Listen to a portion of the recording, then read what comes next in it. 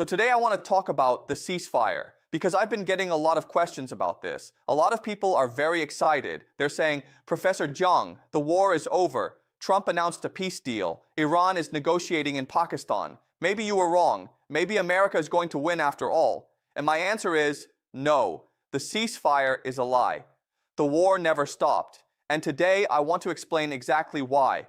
I want to use our framework, game theory, historical patterns, the structure of how power actually works to show you what is really happening behind the scenes. Because what you see on the news is not what is actually happening. Okay, so let's begin. First, let me describe what Trump actually announced. Because I think when you hear the details, you will understand immediately why something is wrong here. Trump said there will be a 2-week pause. America and Iran will meet in Pakistan to negotiate a long-term ceasefire. And this is the important part. He said he would use Iran's 10-point plan as the framework for the peace talks. Now, what is in this 10-point plan? Let me go through it because it is very revealing. Point 1, the United States will guarantee never to attack Iran again. Point 2, Iran will have complete control over the Strait of Hormuz. Point 3, Iran can choose to enrich uranium for its nuclear program. Point 4, all sanctions on Iran will be removed. All of them, including secondary sanctions against foreign companies that do business with Iran, including all UN Security Council resolutions against Iran, including all International Atomic Energy Agency resolutions.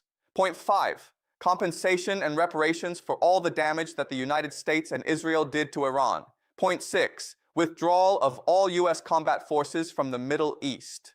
Point 7, and this is the most important one, the United States will also agree to end hostilities against all of Iran's allies, including Hezbollah, including the Houthis in Yemen. Okay, so let me ask you a simple question. If you walked into a shop and you wanted to buy something for $100 and you said, I'll pay $1,000, and the shop owner said, yes, fine, deal, what would you think? You would think something is very wrong. Nobody accepts a deal that good unless they are not serious about the deal, unless they are planning something else entirely. That is exactly what is happening here. Trump is using Iran's own maximum demands as the starting point for negotiations. And what does that tell you? It tells you Trump is not serious about this peace deal. This is theater. This is a distraction. The question is, what is it distracting us from? And the answer becomes clear when you look at what is happening on the ground at the same time as Trump is announcing this ceasefire.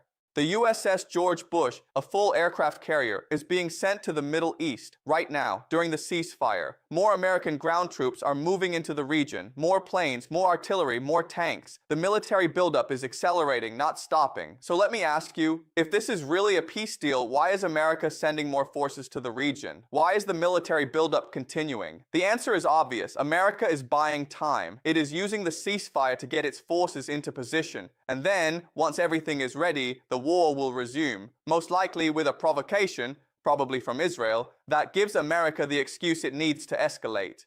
Okay, so that is reason number 1 why the ceasefire is a lie. America is using it as cover for military preparation. Now let me give you reason number 2, and this one is more interesting. This is about how Iran has actually structured its military.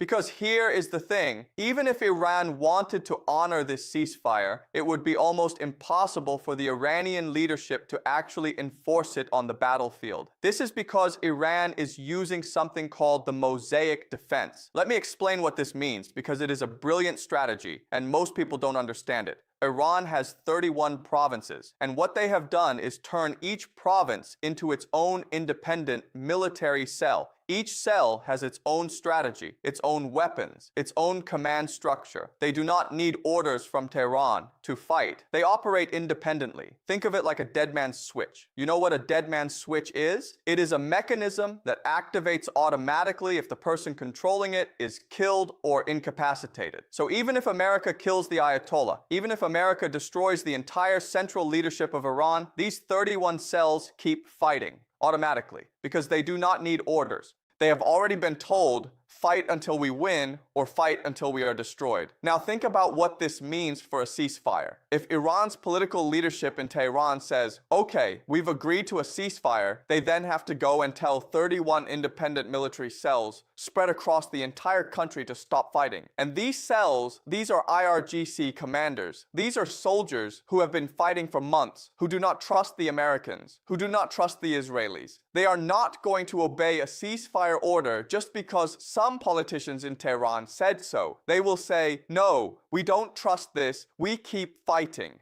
What does that mean? It means that for Iran to actually implement a ceasefire, the political leadership would have to physically force its own military to stop. And that would essentially be a civil war within Iran. The government fighting its own army to make them put down their weapons. That is not going to happen. The Mosaic Defense was designed specifically so that this cannot happen. It was designed so that the war cannot be stopped by killing the leadership or by making a political deal. The only two ways this war ends under the Mosaic Defense are, 1, Iran is completely destroyed, or 2, America is defeated and leaves. There is no middle ground. There is no ceasefire that works. This is actually genius, because it means America cannot win by just killing leaders or bombing Tehran. America cannot win by making deals. The only way America wins is total destruction of Iran. And America does not have the political will, the manufacturing capacity, or the number of soldiers to do that. So America is trapped, okay? Now let me give you reason number 3. And this one is the most revealing because it shows you that even the people signing this deal do not believe in it.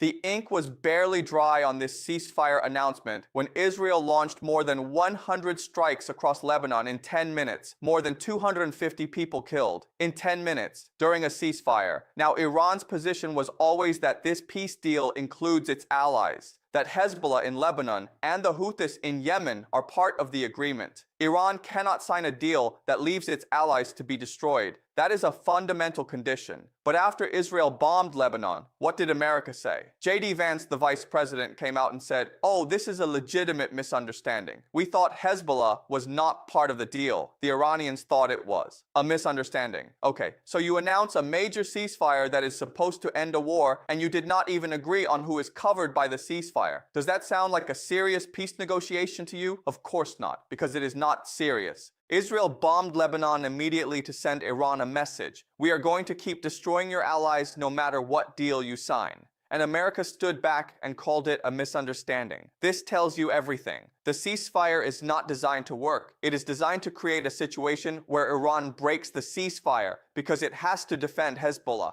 And then America can say, well, Iran broke the deal. Now we resume the war. And it's their fault. It is a trap. And it is a trap that has been used before. Just like with the JCPOA, the nuclear deal, which Trump tore up. Just like during the first 12-day war, when America was secretly plotting against Iran while pretending to negotiate. The pattern is always the same. Make a deal, break the deal, blame Iran, escalate. Now I want to go deeper, because I think the more important question is not just, is the ceasefire real? The answer is clearly no. The more important question is why. What is the actual purpose of this theater? What is really going on? And to answer that, we need to go back to something I have talked about before. The idea that political systems can lose control over wars. And I think this is what is happening right now on both sides. Think about it this way. When America started this war, there was a plan. Bomb Iran, destroy its nuclear program, decapitate the leadership, force a surrender. That was the plan. Okay, but wars never go according to plan. Iran fought back harder than expected. The Strait of Hormuz closed. The global economy started to feel the pressure. Oil prices went up. American bases got hit. An aircraft carrier had to leave. The war spiraled. And now you have two groups inside the American government who want completely different things. You have the military, the Pentagon, Secretary Hegseth, who want to escalate. They want to send ground troops. They want to take the Strait of Hormuz. They want to finish the job. And then you have Trump, who is watching the stock market, who is watching his approval ratings, who understands that a ground invasion of Iran is political suicide. Trump wants an exit. Trump wants to look like a winner without actually winning. So what you get is a confused ceasefire, not a real ceasefire. A ceasefire that exists only in Trump's press releases, while the military continues doing what the military does. And on Iran's side, you have a similar problem. The political leadership the people who would negotiate in Pakistan, they understand that this war is causing enormous economic damage, not just to the world economy, to Iran itself. Cities are being bombed. Infrastructure is being destroyed. The Iranian economy is under enormous strain. The political leadership knows that if this war drags on for years, even Iran will break eventually. But the military, the IRGC commanders in those 31 provinces, they are not going to stop. They believe they are winning.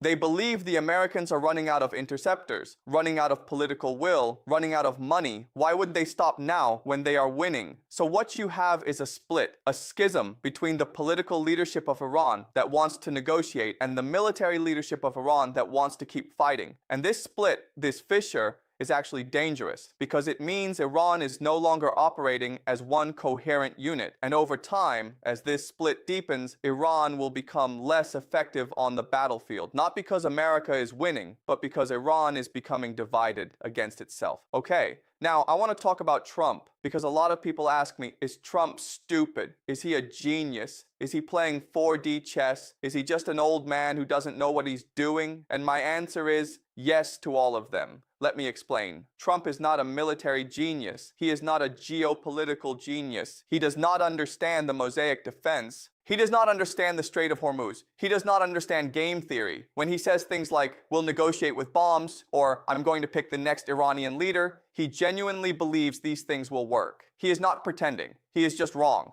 But, and this is important, Trump is a genius at one specific thing, and that thing is unpredictability. And unpredictability is extremely powerful as a political tool. Let me explain why. First, unpredictability is paralyzing. When you don't know what Trump is going to do next, bomb Iran today, announce a ceasefire tomorrow, send an aircraft carrier the day after, you cannot build a coherent strategy against him. You are always reacting, you are always off balance. Iran is dealing with this, Europe is dealing with this, even Trump's own advisors are dealing with this. Second, unpredictability is distracting. When Trump is making dramatic announcements every single day, all your attention is on Trump. You are watching Trump, you are talking about Trump, you are reacting to Trump, and you miss what is happening behind the scenes. While everyone is focused on the ceasefire announcement, nobody is talking about the fact that the USS George Bush is sailing towards the Persian Gulf. The stage show distracts you from the backstage action. Third, unpredictability gives you flexibility. Trump is not committed to any strategy. He can change course at any time without losing face because he never committed to anything in the first place.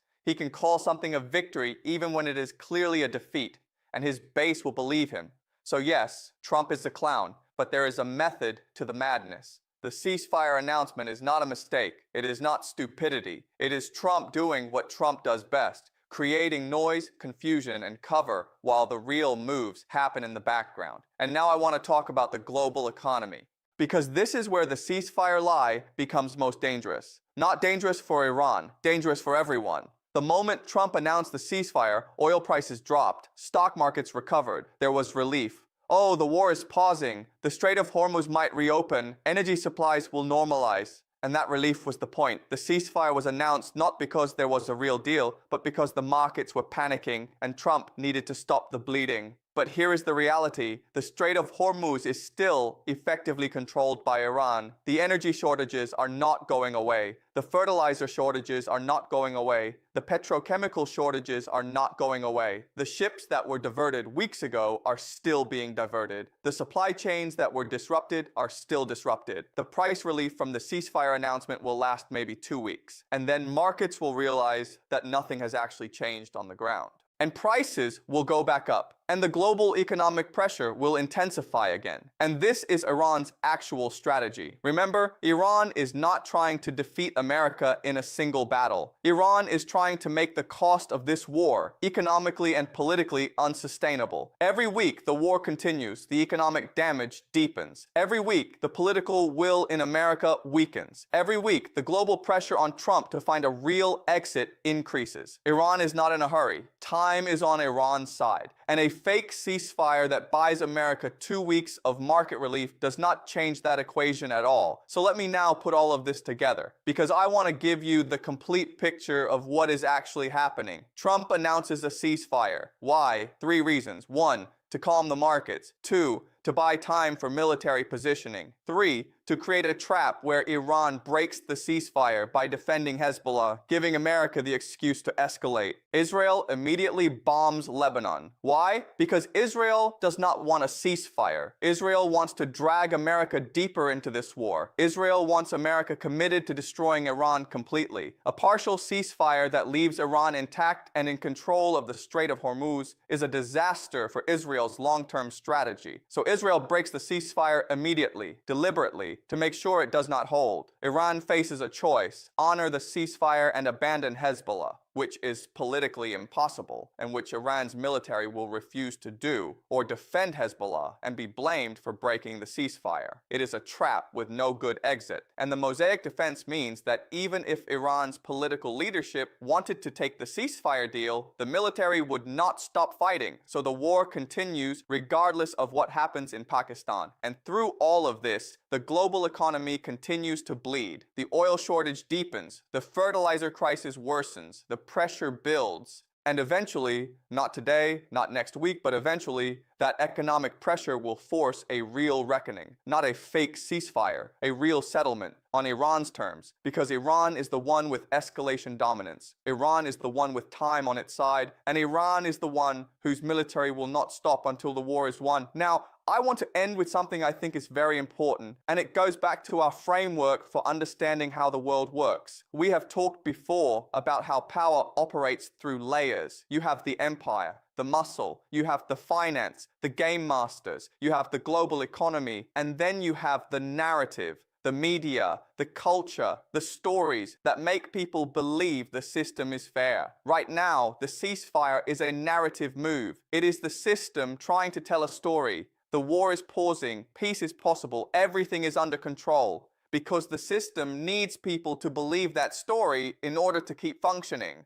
When oil goes to $150, $200 a barrel, when food becomes scarce, when ordinary people start to feel real economic pain, the narrative breaks down. People stop believing the story. And when they stop believing the story, the entire system comes under threat. This is what Iran understands. And this is why Iran's strategy of targeting the global economy, controlling the Strait of Hormuz, threatening GCC infrastructure, forcing oil prices up, is so powerful. It does not just hurt America militarily. It destroys the narrative. It makes ordinary people around the world, including ordinary Americans, question whether this war is worth it. And no ceasefire announcement, no matter how dramatic, no matter how many cameras are pointed at it, changes the underlying reality. The reality is that the war is continuing. The Mosaic defense is still active. Iran's underground missile bases are still operational. The strait is still effectively closed. The economic pressure is still building. The ceasefire is a lie. Not because I say so, but because the structure of this conflict makes a real ceasefire impossible right now. Both sides have locked themselves into positions from which they cannot easily exit. America cannot accept Iran's 10-point plan.